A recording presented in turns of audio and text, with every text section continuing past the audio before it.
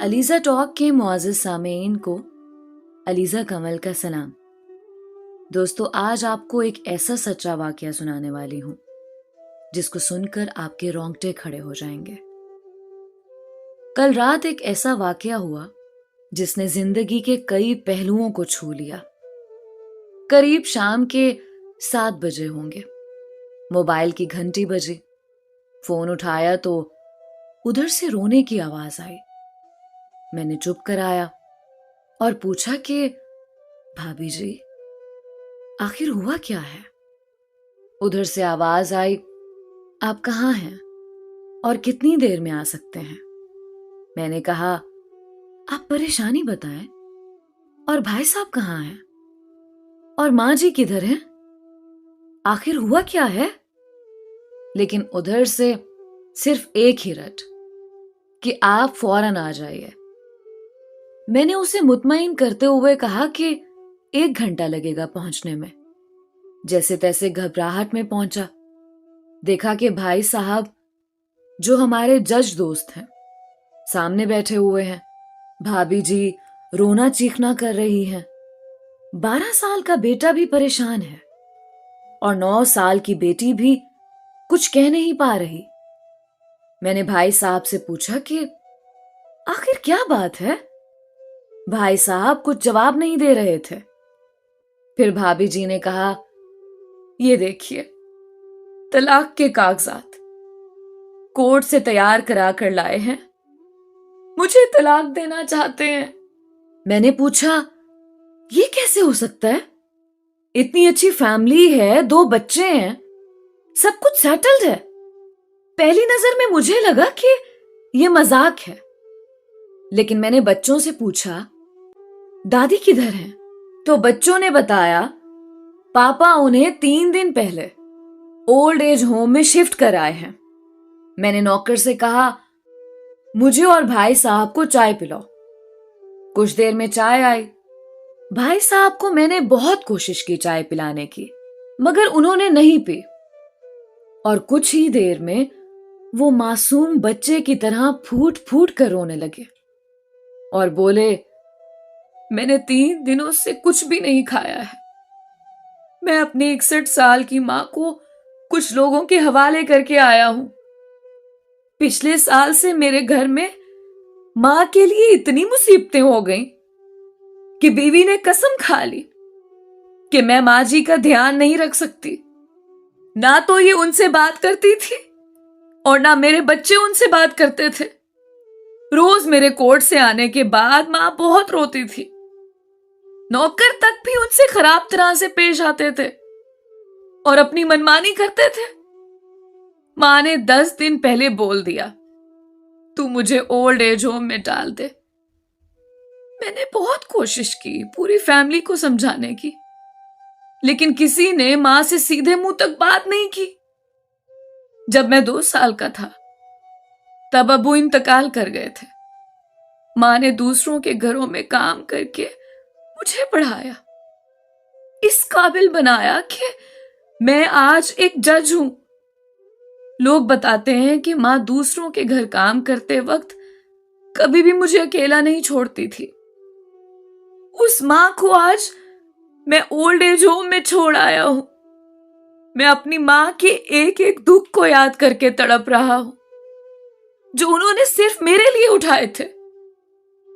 मुझे आज भी याद है, जब मैं मैट्रिक के इम्तिहान देने वाला था, मां मेरे साथ रात रात भर बैठी रहती थी। एक बार जब मैं स्कूल से घर आया तो मां को बहुत जबरदस्त बुखार में मुब्तला पाया। पूरा जिस्म गर्म और तप रहा था। मैंने मां से कहा, तुझे तेज बुखार है? तब मां हंसते हुए बोली, अभी खाना बनाकर आई हूं इसलिए गर्म है। लोगों से उधार मांगकर मुझे यूनिवर्सिटी से LLB तक पढ़ाया। मुझे ट्यूशन तक नहीं पढ़ाने देती थी, कहीं मेरा वक्त बर्बाद ना हो जाए। कहते कहते और ज्यादा जोर से रोने लगे और कहने लगे, जब ऐसी मां के हम नहीं हो सके तो अपने बीवी और बच्चों के क्या होंगे? हम जिनके जिस्म के टुकड़े हैं, आज हम उनको ऐसे लोगों के हवाले कराए जो उनकी आदत, उनकी बीमारी, उनके बारे में कुछ भी नहीं जानते हैं। जब मैं ऐसी मां के लिए कुछ भी नहीं कर सकता, तो मैं किसी और के लिए भला क्या कर सकता हूं? आजादी अगर इतनी प्यारी है और मां इतनी बोझ है, तो मैं पूरी आजादी देना चाहता हूं। जब मैं बगैर बाप के पल गया, तो ये बच्चे भी पल जाएंगे। इसीलिए मैं तलाक देना चाहता हूं। सारी प्रॉपर्टी मैं इन लोगों के हवाले करके उस ओल्ड एज होम में रहूंगा। वहां कम से कम मां के साथ तो रह सकता हूं। और अगर इतना सब कुछ करने के बावजूद मां ओल्ड एज होम में रहने के लिए मजबूर है, तो एक दिन मुझे भी आखिर जाना ही पड़ेगा। मां के साथ रहते रहते आदत भी हो जाएगी। मां की तरह तकलीफ तो नहीं होगी। जितना बोलते उससे भी ज्यादा रो रहे थे। इसी दरमियान रात के 12:30 हो गए। मैंने भाभी जी और बच्चों के चेहरों को देखा। उनके चेहरे पछतावे के जज्बात से भरे हुए थे। मैंने ड्राइवर से कहा, अभी हम लोग ओल्ड एज होम चलेंगे। भाभी जी, बच्चे और हम सारे लोग ओल्ड एज होम पहुंचे। बहुत ज्यादा दरख्वास्त करने पर गेट खुला। भाई साहब ने गेट कीपर के पैर पकड़ लिए। बोले, मेरी मां है, मैं उसे लेने आया हूं। चौकीदार ने पूछा, क्या करते हो साहब? भाई साहब ने कहा, मैं एक जज हूं। उस चौकीदार ने कहा, जहां सारे सबूत सामने हैं, तब तो आप अपनी मां के साथ इंसाफ नहीं कर पाए। औरों के साथ क्या इंसाफ करते होंगे साहब? इतना कहकर हम लोगों को वहीं रोक कर वो अंदर चला गया। अंदर से एक औरत आई जो वार्डन थी। उसने बड़े जहरीले लफ्ज में कहा, 2 बजे रात को आप लोग ले जाके कहीं उसे मार दें तो मैं अल्लाह को क्या जवाब दूंगी? मैंने वार्डन से कहा, बहन आप यकीन कीजिए, ये लोग बहुत पछतावे में जी रहे हैं। आखिर में किसी तरह उनके कमरे में ले गई। कमरे का जो नजारा था उसे लफ्जों में बयान करना मुश्किल है। सिर्फ एक फोटो जिसमें पूरी फैमिली है, वो भी मां के बगल में जैसे बच्चे को सुला रखा है। मुझे देखा तो उसे लगा कि कहीं बात ना खुल जाए, लेकिन जब मैंने कहा कि हम लोग आपको लेने आए हैं, तो पूरी फैमिली एक दूसरे से लिपट कर रोने लगी। आसपास के कमरों में और भी बुजुर्ग थे। सब लोग जाग कर बाहर तक ही आ गए। उनकी भी आंखें नम थीं। कुछ वक्त के बाद चलने की तैयारी हुई। पूरे ओल्ड होम के लोग बाहर तक आए। किसी तरह हम लोग ओल्ड एज होम के लोगों को छोड़ पाए। सब लोग इस उम्मीद से देख रहे थे, शायद उन्हें भी कोई लेने आए।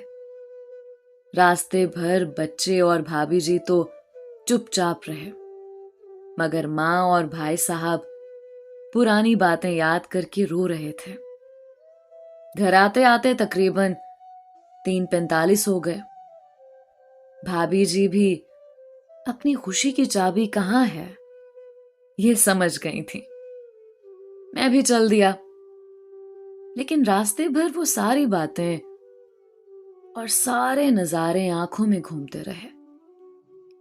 दोस्तों, इस वाकये ने मुझे हिला कर रख दिया। देखो ना, मां सिर्फ मां है, उसको मरने से पहले ना मारें। मां हमारी ताकत है, उसे कमजोर नहीं होने दें। अगर वो कमजोर हो गई तो सकाफत की रीढ़ कमजोर हो जाएगी, और बिना रीढ़ का मुआशरा कैसा होता है ये किसी से छुपा हुआ नहीं है। अगर आपके घर में या रिश्तेदारों में इस तरह का कोई मसला हो, तो उन्हें ये कहानी जरूर सुनाएं। और अच्छी तरह समझाएं, कुछ भी करें, लेकिन हमें जन्म देने वाली मां को बेघर बेसहारा नहीं होने दें। अगर मां की आंख से आंसू गिर गए तो ये कर्ज कई सदियों तक रहेगा। यकीन माने, सब होगा तुम्हारे पास, लेकिन सुकून नहीं होगा। दोस्तों, सुकून सिर्फ मां के आंचल में होता है। इस आंचल को बिखरने मत देना। दोस्तों, ये थी आज की खूबसूरत और सबक आमोज कहानी, जो कि बजाते खुद मुझे बहुत अच्छी लगी। उम्मीद करती हूं कि मेरे तमाम मुआज़िज़ सामीन को इस कहानी से बहुत ही खूबसूरत सबक मिला होगा। अपनी राय का इजहार कमेंट्स में जरूर किया करें। मिलते हैं एक नई कहानी के साथ। अपना, अपनों का और अपने बुजुर्गों का ढेर सारा ख्याल रखें। अलीज़ा कंवल को इजाजत दीजिए। अल्लाह निगहबान।